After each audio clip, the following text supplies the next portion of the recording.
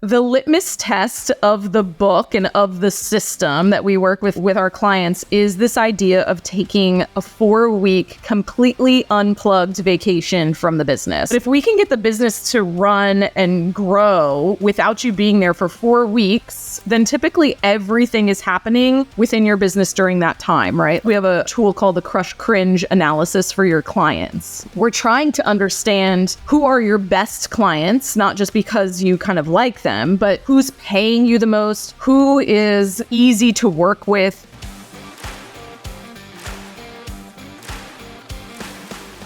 Good day, it's Bob Gauvreau here, host of the Wealthy Entrepreneur Podcast. I just want to actually leave a special message here for you guys. You guys have been supporting us for 1 full year, and you know what? To be honest, not a lot of podcasts actually post consistently for 1 year. I think I saw Alex Hormozi post out at one point, the survival of 52 episodes or 1 year is close to 0%. So super proud that we've been able to bring the Wealthy Entrepreneur Podcast to you, our listeners, our entrepreneurs who were here to support. But I want to do a very special thank you to you guys for all of your support over the last year. We're really starting to build up momentum. We've got incredible guests, and I have specifically pulled out one special guest today that I want to share this episode with. I won't message you just yet or tell you who it is, not just yet, but I wanted to introduce this and one more time say thank you for your support. We appreciate it. It's been an incredible year hosting podcasts, guests, messages, trainings to this wonderful community. And I just want to let you know I'm committed to making sure that the next year is even better. So thank you once again and enjoy our 1 year anniversary episode. I've got a very exciting guest that's going to join me today. In a moment, though, we can't get started just yet. I want to remind you that this is the place where we dissect the elements that contribute to entrepreneurial success, from mindset and leadership to profits and revenue, and maybe even operational sustainability and efficiency. We'll throw that in for today. Today's episode is called Optimizing Business Efficiency with Adrienne Dorison. I am so excited to bring her in today, but before I bring her in, I want to do a brief intro and share with you a little bit of her bio, and then maybe we'll be lucky enough to hear her story and how she became the CEO of one of my favorite organizations right now. So that means a lot. So here we go. An operational efficiency expert, Adrienne has helped thousands of businesses run more efficiently so they can do less and achieve even more. She co-founded Run Like Clockwork alongside author Mike Michalowicz to help entrepreneurs design a business that can run itself. The best-selling book, Clockwork, includes the simple system for making a business ultra-efficient. Adrienne has developed the Clockwork program and its proven process through her 15 plus years of operational efficiency experience in small, medium, and corporate-sized companies. She's Lean Six Sigma certified, a Scrum expert trainer, and a certified smart growth advisor. Her work offers a new normal for business leaders and shares practical advice for leaders, teams, and individuals to redesign the way we work. I'm going to share one quick tidbit before we bring her in. If you have not read Run Like Clockwork, the book, she is cited in there in numerous ways of how she's been instrumental in creating systems and helping business owners with efficiency. It is a fantastic read. I would highly, highly recommend it. But without further ado, I would like to bring my friend Adrienne in and join us today. Thank you. I'm excited to be here. Whenever I hear someone read my bio, though, I'm like, I should make that shorter, right? You know what? Isn't it the most, I always find like the most stressful point of doing any sort of presentation is when somebody starts introducing me and I'm like, oh. Like listening to it, correcting it. Everyone's looking at me right now. And of course, you're the speaker that's coming out, but you're like, no, I hate this. I hate myself. I hate myself. I want to rewrite that bio right now. Exactly. You did a beautiful job.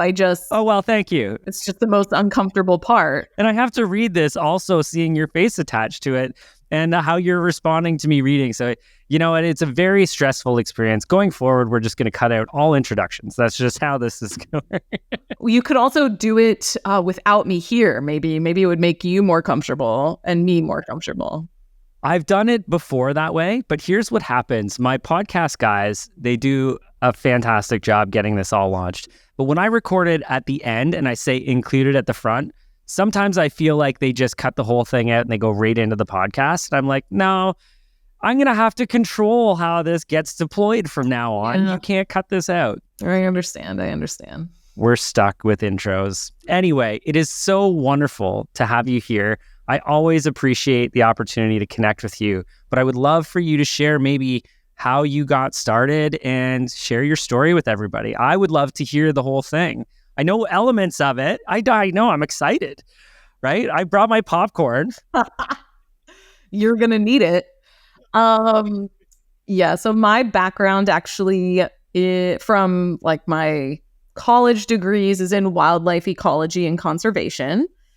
I then spent a few years doing some random jobs. Like I got trained and certified to be a safari guide. I lived in South Africa. I came back. I worked at a environmental education camp. And then I went back and got my master's in forestry and natural resource economics. You're so cool, by the way. I did know that part, but I love that. So I was looking at, the natural resource the economic factors of things like wood. So then I got a job at a paper mill.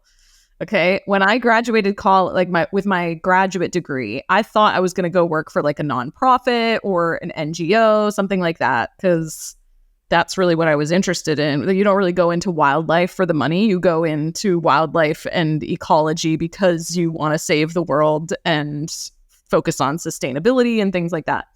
And so I got a job at a paper mill because that was like the only people that were offering jobs at the time was the private sector. It's hard to get a job in like nonprofits and government agencies because there's not a lot of jobs and people stay in them forever. So there's like one new job a year that opens up and I didn't get it. Okay. I feel like, honestly, I love people in general and I can appreciate the experience of being in that role. But I think you've taken a better journey and a better path. I think so. I think it will go full circle at some point in my life. Like, I feel like once I'm done with this stage of career, I would love to go, like, once my kids are graduated and living their own lives, like, I would love to go be a safari guide again, Yeah, and sign me up. Like I said, that's something I want to go do, and that's how we connected the first time. Yeah, let's do it. You know what I should do? I should do like an entrepreneur's retreat where we go on safari, right? Like, how on brand would that be for me? That would be incredible. Who else is going to take you on safari besides the safari guide? 100%. And just have it organized. Yeah, everything organized to a T. Yeah, I love it. So I got a job at a paper company, like corporate manufacturing company, and Dunder Mifflin, exactly. And if that's your reference, it's exactly like that. And then they started to train some of us on like Lean Six Sigma, operational efficiency. And so we were working on improving the supply chain of, one of the longest supply chains in the world. When you think about going from a landowner and cutting down a piece of wood all the way to shipping your toilet paper to the store, right? So everything in between, like there's a lot of steps involved. And so I was learning about operational efficiency there. After some years, I realized that I didn't want to be in corporate forever. I thought I did. I was never like the entrepreneur that was like making bracelets and selling them as a kid. Like I didn't have a lemonade stand. Like I thought I was going to be like a corporate girl. I was going to be in the C-suite and I was going to work my way up. And that's just what it was. I was happy about that. And then as some years passed, I started to see the values and the lives of the people that were in those positions, and they did not match what I wanted. And so I was like, oh, I think I gotta leave. And so I started my own consulting practice, and I was doing operational efficiency, but for small businesses. So I was like, okay, I still like this idea of how do we get more results with less resources, less energy, less input, less money, less labor. But I didn't like the structure of how I was doing it or how slow it had to go in the corporate space. So I started trying to figure out, like, how could I apply some of these principles to small businesses? Now, Lean Six Sigma is a very robust toolkit, right? It is for large corporations. And so while it is really valuable, it doesn't translate perfectly or very well at all to the small business owner. So that was really where I started to kind of do my own work while I was consulting. I was researching, I was learning, I was taking tools and tweaking them and figuring out how could we use this to make smaller organizations more efficient. So I was doing that work, had a very successful consulting practice at the time. And simultaneously, Mike Michalowicz, the author of Clockwork, was looking to write a book on operational efficiency for small business owners. And he was looking for someone who had Lean Six Sigma experience, but was applying it to small business owners. We did not know each other at the time, but someone knew him that also knew me, and they connected us. And that is kind of how we got connected. He interviewed me for the book. He thought it was just going to be one interview. And then he kept calling me, kept texting me, asking me more and more questions. Would I give him feedback on this and this? And then we both realized this was going to be more than just me having one interview for the book, which is very common for him to do in his books. He interviews a lot of experts. And so he thought I was just going to be one of those experts. And then he asked me to run the company. So I own the Run Like Clockwork company, and that's where we deliver our end services to clients. And now we also have a certification where people can get certified in our methodology and then bring it to their, clients and small business owners that they work with. So it's all about, Clockwork is all about how do we design a business that can effectively run itself without being super dependent on the small business owner. So it was years and years of me taking, big business principles and applying them to small businesses who are much more agile, but still need operational efficiency, but they don't really know anything about it, right? Like they know their product or service, and they know that they need to learn how to sell it. Everything else is secondary, to be honest, For sure. And then there's this gap where it's kind of okay, but it's really not. And what I mean is they get away with it until they start building a team, and then they go, holy shit, none of this works together. Nobody knows what they're supposed to be responsible for, zero accountability, and, a super great challenge. And I'm, getting bogged down in all these questions. Like people are coming to me all day long, even though they're supposed to be doing their own work, but that's not happening. It's like, it reaches a point of, yeah, oh shit, we gotta figure this out, because it starts to be really painful, like until it's painful, it's hard to communicate how valuable sometimes it is. Yeah, 100%. Like I can share too fairly openly with our organization. So we're now 105 people. And, when we were 45 people, I was pushing it without having, a really great operating system in there. We acquired a company, added 30 more people. So we were now, up in that 75 to 80 mark. And that's when chaos started going. And we were looking and going, we need a system of accountability in here. Otherwise, we won't survive. And thank God we found, and honestly, like Clockwork, I loved it. The frameworks were incredible. And, that was really one of the entry points for me researching and going, okay, let's learn all the different perspectives and come up with a customized sort of approach for me. But I got to tell you, what a light bulb moment listening to Clockwork and the system. Can you share maybe some of the key principles of what that Clockwork system is? And I would love for you to talk about one other thing, because I think we were at an event in January together in Miami, and I came home and made a declaration to everyone that I was taking a month off work. So maybe you could talk about that as well. Yeah, so the litmus test of the book and of the system that we work with our clients is this idea of taking a 4-week completely unplugged vacation from the business. And when we first share this with people, they go, oh my God, there's no way I can do that, because I got to check in. I got to answer the Slack notifications, the emails, the clients, the team, like everybody needs me. It's like, well, That's the problem. And if something were to happen to you, then we want to make sure that you are not a liability to the business, right? And so we have you do the 4-week litmus test. We call it like the 4-week vacation, but you don't have to take a vacation if you don't want to, but I highly recommend it because the business also needs a vacation from you, right? Like it's not really about you taking the vacation. That's just our carrot that we dangle to get you out so that you go and do something with your hands. Because if you're around, you're going to start like inserting yourself back into things.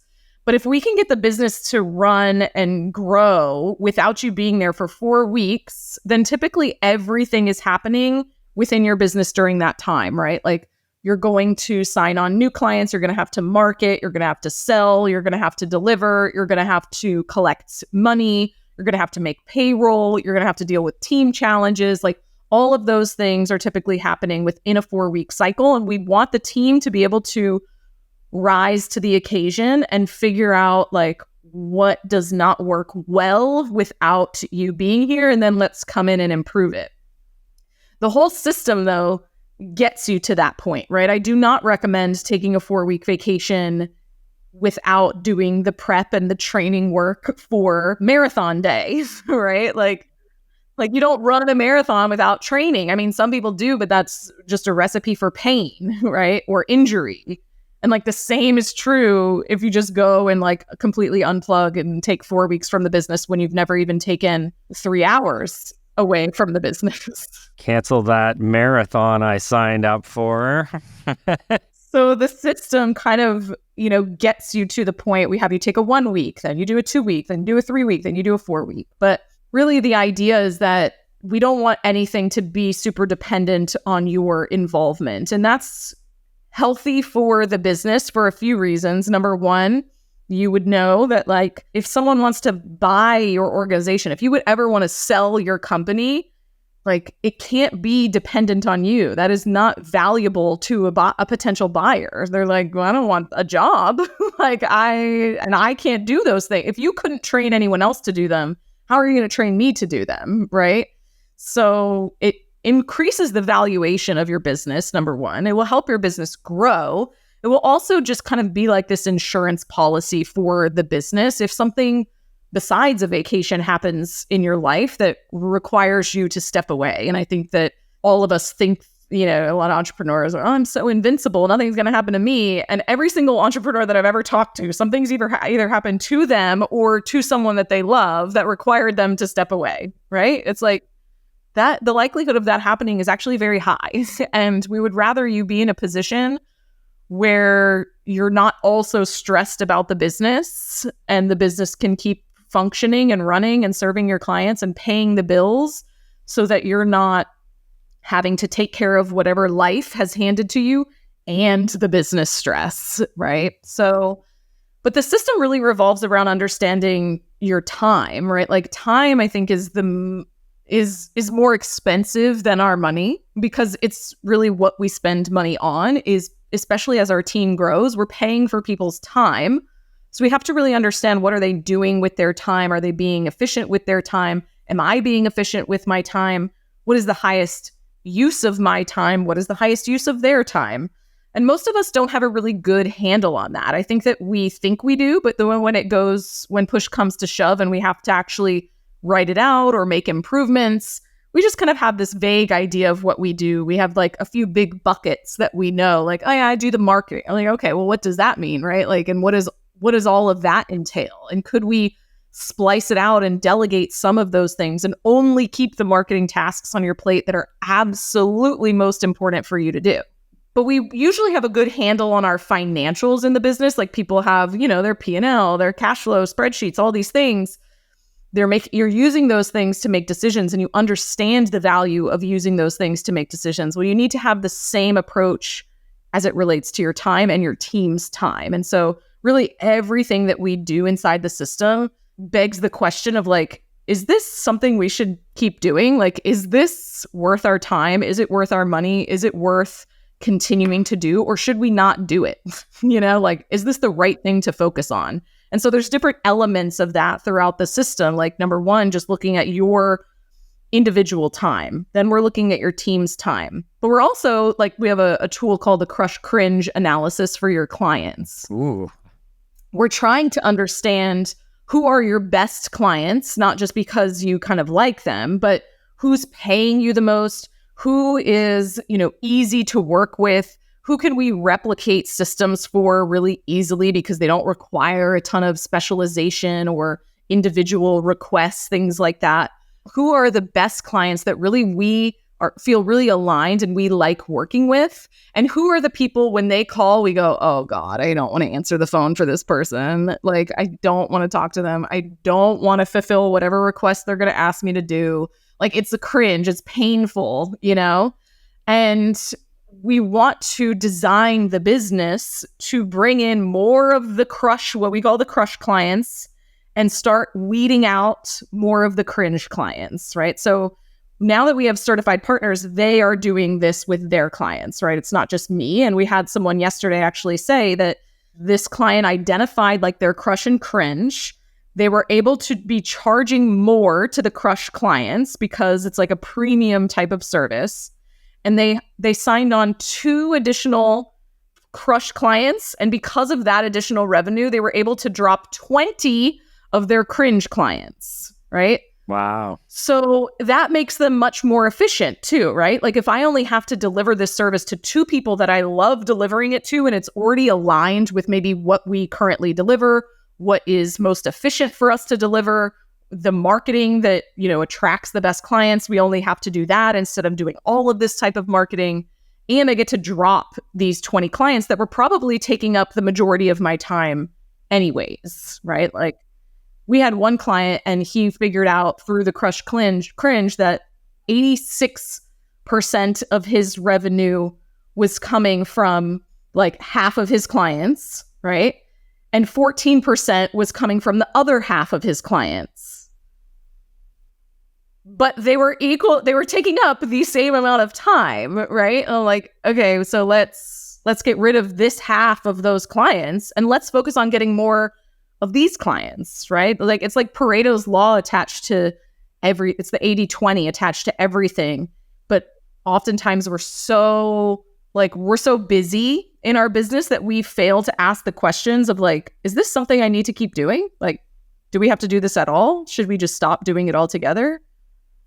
Why do I continue to do this? Usually because we've always done it, and like those are things that will be really expensive and painful to the business over time. And so we really take that like lean approach to how we approach everything in your business and how we start to streamline things to make it more efficient and to help you reduce the dependency on you and grow the business at the same time, Do you even have to say anything when they have the 86-14 and like, do you even have to say maybe we should get rid of these? Like, that's the beauty of the coaching. The data is in the model, right? Like with the framework, like once they do the work to get those answers, it becomes really easy for them to make their own decisions about like what's best for them, right? Because I'm not going to tell you what to do in your business. Like you can choose to keep them, but you can't unknow this now, right? Like,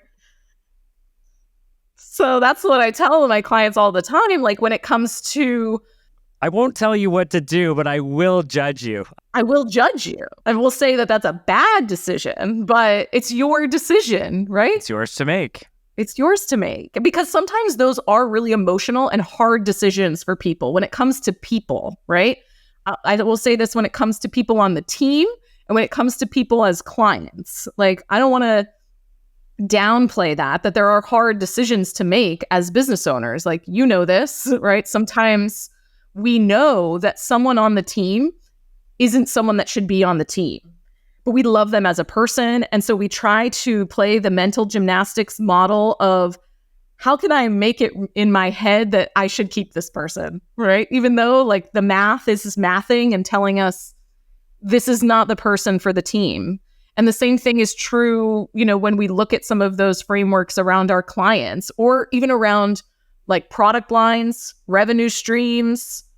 We get really attached to things that we've been doing for a long time or people that we've been working with for a long time. And so it sometimes takes them some courage, some time, some empowerment, some pep talks to get to the point where they're ready to actually make the hard decisions and go, you know what, like, we need to cut this entire revenue stream. Like, it's not profitable for the business. And some people are going to be sad about that. But I know for me personally, like I remember last year before we started taking, the accountability thing a little bit more seriously, like we needed to. And I want to ask you for, maybe you've got a specific element that you love in your program for accountability. I want to circle back to that. But when we introduced this to the team about the accountability side, and we started to see people that we knew weren't hitting their targets, and it was the same thing. It was the 86-14. And we were like, okay, let's see how you're doing. And they would go, oh shit, right? And, initially I'd always thought, oh, well, confrontation, I hate confrontation. I don't like having difficult conversations. I'll do it. And I think now I've stepped into that role maybe a little bit more than I've ever wanted to, but it's just part of being a leader. But I remember thinking about this, and there's one particular person in my mind who I knew was under, and it was starting to show. But it's such a selfish, this was my realization. This was such a selfish decision for me to make, that I let the team struggle having this person as a very poor contributor, forcing everyone else on the team to have to step up if we were going to achieve the goals and create opportunity for them that I promised them. And I was being extremely selfish by letting this person away with it. And that hit me like a ton of bricks, because I was like, here I was thinking I was the nice guy to one person, but I was actually extremely selfish to everyone else involved. And that person was later removed. And we brought in someone who's extremely efficient. The team morale went up, high performance characteristics went through the roof. And it was like, okay, accountability is now a thing again. Does that happen? All the time. It's so hard, right? Because we don't want to be seen as mean. We want to be liked. We also, I find that as entrepreneurs and small business leaders, like, we want people to, we want them to do well, and we see the potential in them, and we're trying to give them all these opportunities to succeed. And we're like, please just do it. I don't want to have to fire you, how dare you put me in the position that I have to consider it? And that's how we feel, right? And sometimes we've put ourselves in that position because we haven't given them feedback soon enough, or we haven't given them the right feedback, or we haven't been clear about expectations or outcomes, and they're just floundering because they don't know how to succeed. And so I do think some of that ownership is on us, but 100%. And I think that's part of the entire accountability system. It's like, you can't just say, you're responsible for this. It's like, we need to coach you. We need to give you the skills. We need to give you the support, the technology, the infrastructure, all the tools to be successful, and then help you get there. Like, we're letting them down too if we're not supporting with that system. And yeah, I couldn't agree more. It's been a huge change and shift in our business. Yeah. And so sometimes it is like, it's definitely the hard thing. And I don't think anyone loves having these difficult conversations, but it's just the nature of running a business and keeping the entire team and the entire culture at the forefront. Like you're saying, like, I was being ignorant to what I was doing to them because I was trying to salvage or save this one person, when that's having a negative impact on everybody else. And so, like, what's the cost of that, right? Not just financially, but culturally, like everything. It was having big impacts. And then all of a sudden, you change that and you say, okay, we're taking this seriously, and sorry, I didn't realize what this sort of team member, how they would have an impact on you, but I'm committed to making sure that this isn't an environment that we accept going forward. And, it's on me. Totally. Because what kind of impression or expectation does that show everyone else? Well, if they can slack off and they're still here, why am I working my tail off? Exactly. So then it just lowers the bar for everyone. And it's that's not the direction we want to be going. And so I think those are the tough conversations we have to have, and having that accountability system and having a safe space for them to understand. I think everybody wants this, but as small business leaders, often we don't give it to people. It's people want to know how to succeed. And we fail to give them the guardrails to do that, right? And so having like super clear expectations, outcomes, what is this, like, what is a win in this role? What are the metrics that they should be moving towards? And helping them understand those things and giving them permission to run with it to get to the outcome will also take a lot of pressure off of you making all of the decisions within the business. Like if they understand where they're going, then they can be more autonomous, which is ultimately what most A players want. Like if you want top talent, they want to be autonomous. They don't want to be micromanaged. They also don't want to be like a middleman where all their job is to go and ask their manager or ask you what they're allowed to do. Like that's incredibly defeating for someone. It's frustrating. It's frustrating for the business owner because you think like, oh my God, like why can't they just make these decisions on their own? And they're thinking, why won't they let me make these decisions on my own? And the customer's over here thinking, why does it take them so long to get back to me? Like, can't they just put me in contact with the person who has the answer? Like, so it's, everybody wants that. And I think we often don't know how to give it. And so having those systems for accountability, we have a delegation framework that we teach. Thank you. I was just going to say, and what is that? Yeah, like the delegation framework that we teach requires 3 elements when you hand off anything, okay? So we want to make sure that they have the right information to make decisions within that role, to execute within that role, to move forward to the outcome, right? Like, which requires us to understand where are they actually going so that we can figure out what information they need to get there. Sometimes that information lives in like a database or a drive that they don't have access to. Sometimes it lives in your head and we need to get it out. We need to document that information. Sometimes it lives with a team member and we got to get them to document it or transfer it out. But it's unfair of us to ask them to make good decisions if they don't have information to make good decisions, right? So that's number 1. Like, what information are they actually going to need to move this forward? Number 2 is permission. Permission is really the formal handing over of like, I want you to make decisions within this role, or I want you to make all the decisions to get to this outcome. If you don't give this to people, they're going to come back to you because they think that you want to make the decisions. They think that you're not confident in them making the decisions, which might be true right now, right? Which might be how they've been trained. Oh, I don't quite know how to answer that, so just come to me when it happens, right? And I'll help you answer that. Or they go to you and they say, do you want it done in red or black? And you go, okay, I want it done in black. Blue. That's even better, right? Actually, I want it in blue. And then they're really confused of like, okay, now I really clearly don't know what I'm doing and I can't do anything right. And so I'm just going to keep going to Bob because clearly he's the only one who knows why he's choosing blue. And I am not qualified to choose blue because I would have never chosen blue.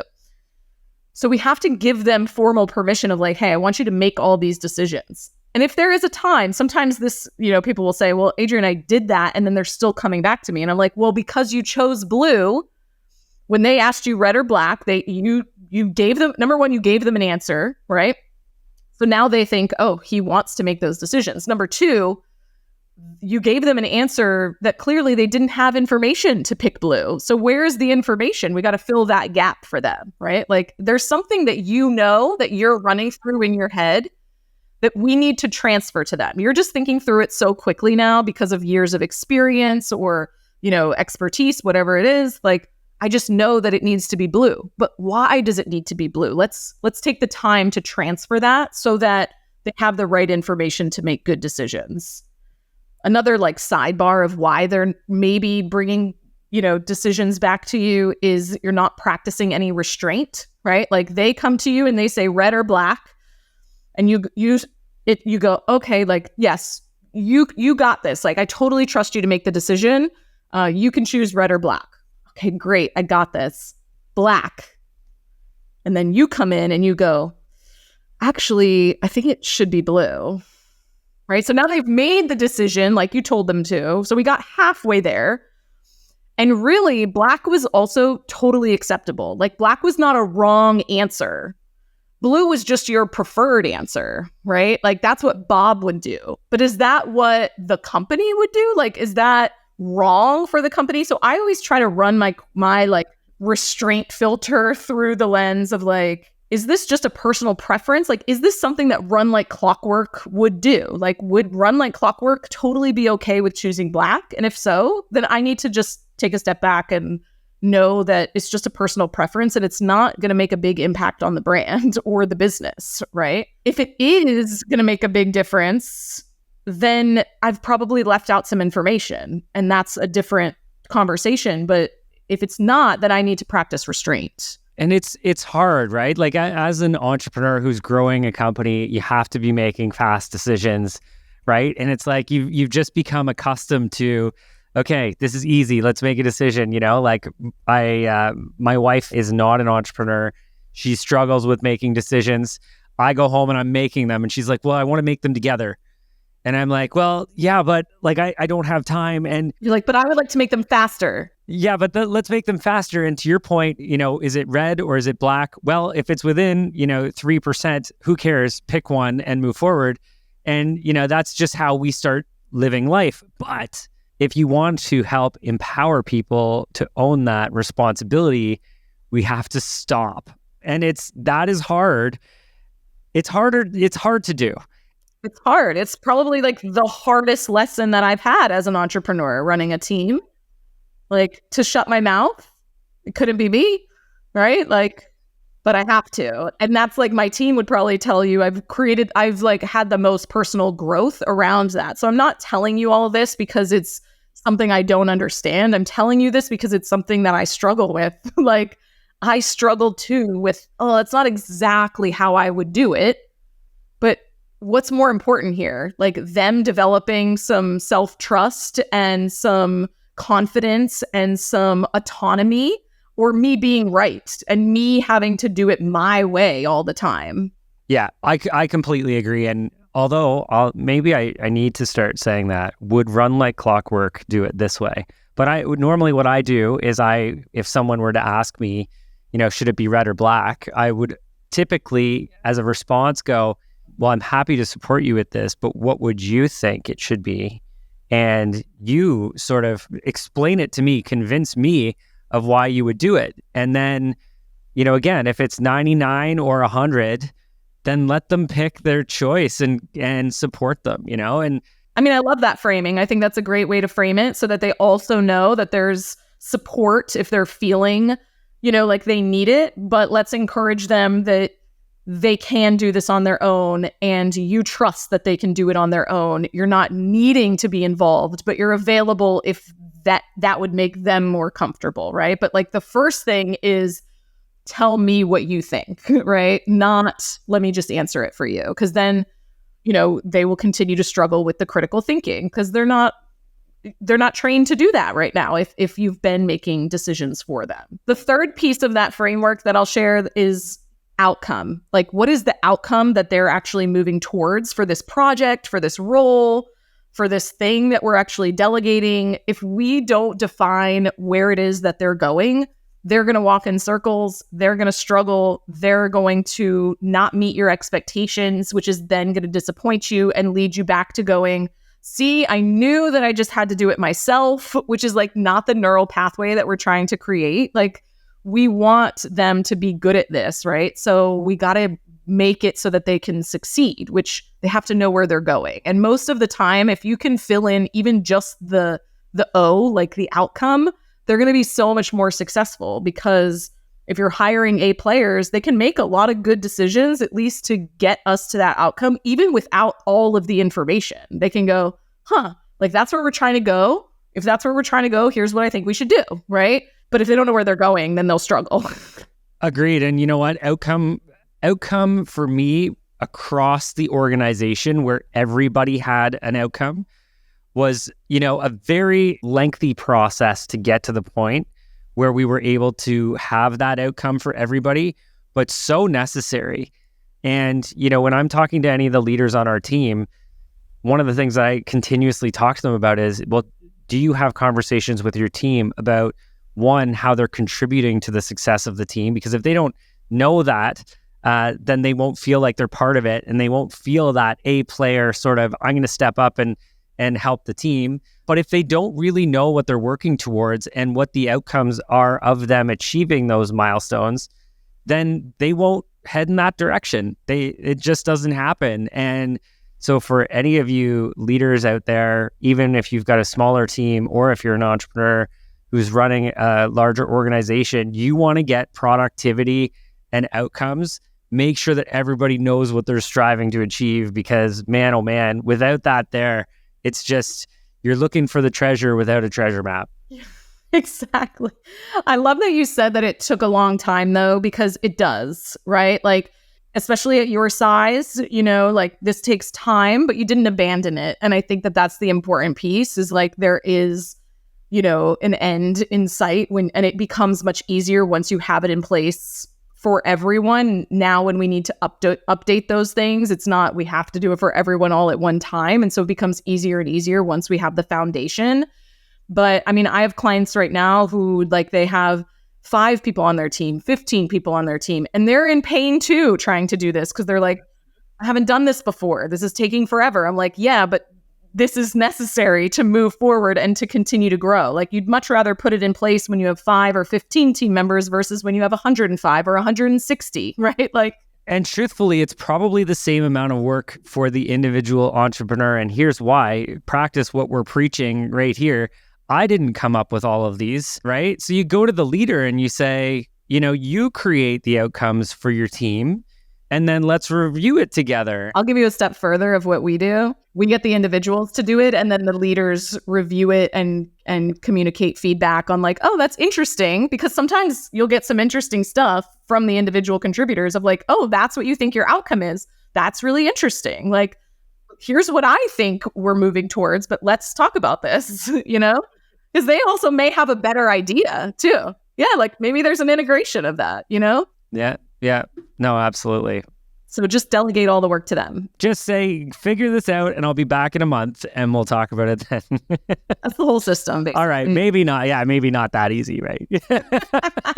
No, but it's so important. And, honestly, I feel like I lost a year of my business's life because I wasn't prepared for that to be as important as it is.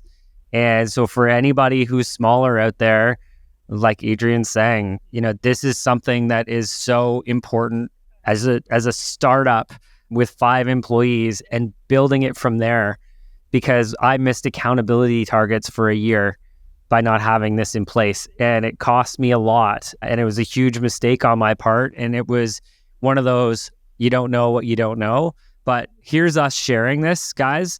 Like, one of the most valuable things you can put in your business is to have an accountability system where your team knows exactly what's expected of them, and they know that they have the resources and support in order to get there. And you will continue. Yes, some people will fall short. It's going to happen. And we have conversations and we say, okay, we're part of the way through. Where do you stand here? You're a little bit short. What resources, support do you need for me to get you back on track? And let's not leave it till the end of the year and go, oh, you really missed the boat. That's like the most important part of an accountability system, is that you actually hold people accountable to it, right? Right. So go figure. Like, we got to have feedback loops, right? So it's step 1 is helping them understand where they're even going. But then you got to make sure there's faster feedback loops, not 1 year. They should not be getting a annual review, and not like everyone on your team should know at all times how they're doing. They should be able to know their own performance, right? And sure, like we want to give them encouragement and help them, stay motivated and all those things, but it should not be a surprise. So, but that's where most people fail, is like, oh, I put this in place, but then they're not doing it. And I'm like, okay, well then what did you do? Nothing. Okay, well, now we got to finish that next step. So 100%. Here's a question for you. If you were to pick maybe a couple really great examples of people that you've worked with, and maybe how the system has transformed their lives, would you have any stories to share? I know there's a bunch in the book, right? Like every chapter talks about a case study, which is really, really helpful. And as anybody who's going, again, get the book. It's a fantastic book. As you're reading through it, Mike is a wonderful storyteller. He explains things very clearly. He writes very, very clear messaged books, all of his books that I've read. He's a fantastic author. And one of the things that he does is as he's teaching things, he walks you through examples of how this applied in somebody's life. And so get the book and listen to those stories as you're applying some of his key insights. But for you, Adrienne, now that you've not only been part of the book and the process and building out the models, now you've seen it applied to people's lives. What are some of the major milestones that you've seen them achieve? There's so many. I can speak even for myself. Like one of the most important things for me was being able to take parental leave when I had my babies. And so I unplugged the first maternity leave for 6 weeks completely, and the business still grew. My second maternity leave, I unplugged for 13 weeks and the business still grew. They actually did like a whole launch enrollment while I was gone. So those are things that we've had clients also do. Like people who one guy, he actually clockworked his business in 9 months because his wife got pregnant and he wanted to be able to take a paternity leave. We've had so many, moms do the same thing. We had one client who started with us. I actually just heard an update from him. He started with us. He had 12 people on his team. He clockworked the business. He had a lot of emotional, mental challenges as it got closer to the 4-week vacation because he was like, I don't even know who I am anymore. Like, what hobbies do I have? Right? Like, his identity has been abandoned. Yeah. Like, what am I going to do? And I was like, all right, I become a therapist. I'm like, all right, here's what we're going to do. He now has 160 people on his team. Solid growth over the past, that was 4 years ago. And so he's grown exponentially just from getting himself out of the weeds, right? It's like you can't grow if everything comes back to you. As an emergency. Yeah, everything. So, I mean, story after story, people, reducing even their entire team's work hours. So we've had accounting practices we got to work 24/7, especially during tax season. We had a client who took their firm from 12-hour days to 6-hour days. So everyone, they're a 6-hour-a-day accounting firm. They don't work more than that and they get just as much done. They actually have even more clients at this point because they've grown. So just using the efficiency principles to make it work for whatever your goals are, right? Like maybe it's not the 4-week vacation, but maybe it's we take every Friday off. We don't work on Fridays. So great. Maybe you want 6-hour days for your team. What are the things that are really important to you? And let's motivate yourself and the team to start putting these things into place. I have one client, actually, he just went completely asynchronous. He doesn't do any Zoom or meetings at all anymore. That was his goal. He didn't want to do meetings anymore. I'm like, okay, well, let's optimize for that. We can do that. And we did. So you name it, we can do it, right? Yeah. Well, and this is one of maybe the scary things too. And even just thinking back to the identity issues that people have as being that go-to person, you're the emergency person, right? Everybody comes to you to get all of the solutions for everything. And it starts, your self-worth can be your ego can be a little bit tarnished as part of this journey. And that's okay. Be prepared for it. What is my value if they don't need me for all of this? And so it's okay, let's figure that out. And I know I think about this too. I'm busy. I'm as busy as anybody. I'm putting out the fires still. We've got a system that's in place that made that better. It still continues to happen from time to time. But here's the thing. Even if I got my 4 weeks, right, which we're going to work on, we're going to get the 4 weeks. We're going to do this, Bob. We're going to do this. Even if I had the 4 weeks, I don't know that I want the 4 weeks, but I want that 4 weeks of strategy time. Guys, business owners, think of the fact that you could get 4 weeks to strategize on what your new idea is and a launch plan or partnership agreements or whatever. You are the most valuable person in your business without question. We want to take you out so that the business operates without you, but just think of all that superpower if we re-inject you in strategy and ideas and revenue generation. Which is our goal, right? That's typically where we want the CEO to be spending the majority of their time. But right now they're not getting any deep work, as Cal Newport would say, deep work time on the strategic visionary elements of the business, and one of my clients, she had this metric goal of coffee shop days because that's where she came up with all her best like $1 million ideas. All the ideas that had generated millions of dollars for their business came when she was sitting in a coffee shop doing deep thinking work and not being interrupted by the day-to-day of the business. And so we're like, okay, let's optimize for that. She needs at least 2 to 3 coffee shop days a week. And so instead of like a 1 4-week vacation, she's getting 3 days a week where she's uninterrupted by day-to-day operations of the business. Yeah. And like my brain work is best when I'm listening to an audiobook, because I feel like if I were sitting there and looking at a blank piece of paper, my mind would go back to all of the things that I've done in the past. But if I listen to an audiobook and I'm sitting there, all of a sudden my brain goes from listening to the audiobook, picks up one thing, and it goes on to, I see an opportunity. A different idea. Yeah. And so I usually have to read or listen to books multiple times because I have to restart it every time I hit a new chapter. But that's my thinking time, and it works incredible. The goal though, right? Like you're getting new ideas, which is the whole point. 100%. Exactly. So that works perfectly for me, as frustrating as it is, where I've got, 10 books always on the go.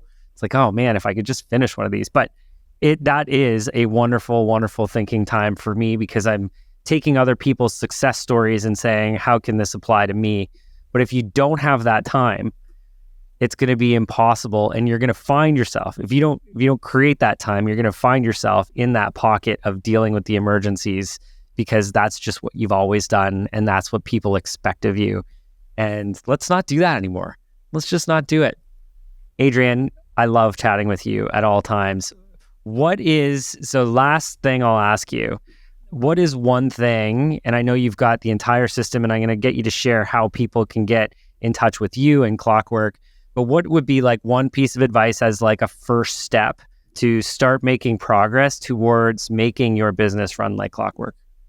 Yeah, the one thing that we always have our clients start with is really looking at their time. So like I was talking about the data of your money, like we got to look at the data of your time. If you go to runlikeclockwork.com/time, I have like our time tracking spreadsheet that we use with our clients. You all can use it there. I don't even think there's an opt-in. I think it's just there. It gives you like some videos on how to use that spreadsheet. So if you go to runlikeclockwork.com/time, use our spreadsheet, track your time, see where it's actually going so that you can start making some better decisions on how to get it where it needs to be. But that's always the first step, because we need the data, right, to know how to make it even better. And maybe not just do this for you, but get all of your leaders on your team to do it, get your entire team to do it. It'd be amazing. And there is an element of this where people go, why do you want to track my time?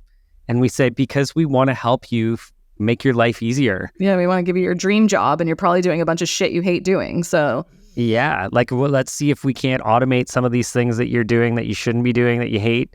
How can we use technology to help it? Stop doing some of these things because they don't add value to the business. Yeah, they're part of that 14%. Let's get rid of the 14%. Okay, thank you for that. We'll make sure that link gets into the comments and all of the postings of the podcast. How can people get a hold of you and your amazing team to help them get their businesses running more efficiently? Yeah, they can go to runlikeclockwork.com. That's where everything lives. There's free resources there. There's link to the book, our social media, our programs. But yeah, my best advice is always read the book. It'll give you a really good starting point in understanding if this is something that is a current pain for you that you want to solve. But $20 to figure that out, I think, for a book is usually a good approach. Don't spend thousands of dollars with me yet until you spend the 20 on the book. So yeah, and truthfully, again, not that I'm making any money off of this book, but it sure as hell seems like I am. My spokesperson. Yeah, exactly. But it is such a good read, everyone who's listening. It's an easy read. And if you can't listen to that book, or if you listen to that book and you don't come away with one thought or idea of how to make your business run better and more productively or most efficiently, I'll buy the book. I'll send you the money. Yeah, I'll buy the book for you. Yeah. It's a good, I should do that. I should actually promote it that way. Well, because, if they do come back, then they probably didn't read the book. Right. I'll just give them a quiz. Yeah, they're lying, and I'll be the assessor. You send them my way, and I'll be like, wait a minute, you didn't actually read this. But again, the case studies that are in there will show you how those principles would apply to a situation that's similar to yours. And that being a business owner or a leader in any position, walk you through how this can apply, the outcomes that they received. I can tell you that many of those principles that are in the book, I have applied and have seen results from in a positive way. So without question, this is an easy $20 investment to get started. Check out their website. Adrienne is absolutely amazing. She's been super supportive to our community. So we're happy to support her and her team in any way we can. Anyway, thank you once again for being here. Guys, this has been the Wealthy Entrepreneur Podcast. There's so many incredible tidbits in here from Adrienne in sharing her wisdom today. If you see something in here or you heard something, drop a comment. We want to see your feedback. Make sure you give our podcast a like and follow. We'll have another episode coming out next week. But even more importantly, if you know somebody who you feel would benefit from this information, make sure you share this podcast with them. We're here to support entrepreneurs, help empower entrepreneurs with good information to change the world together. So thanks again for joining us today. I look forward to next time.